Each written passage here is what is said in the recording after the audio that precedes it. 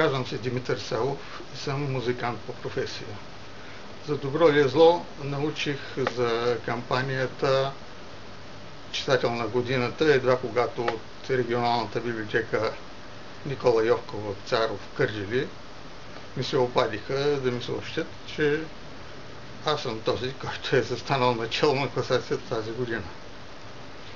Възкателно е, когато си начало някъде, дори и когато показателите са предимно количествени.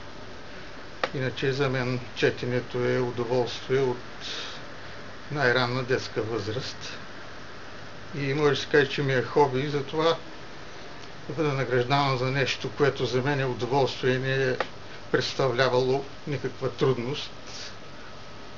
Не се струва малко излишно, но така или иначе такъв е регламент. Желая успех на кампанията и дано младите се насочат повече към книгите, отколкото към филмите.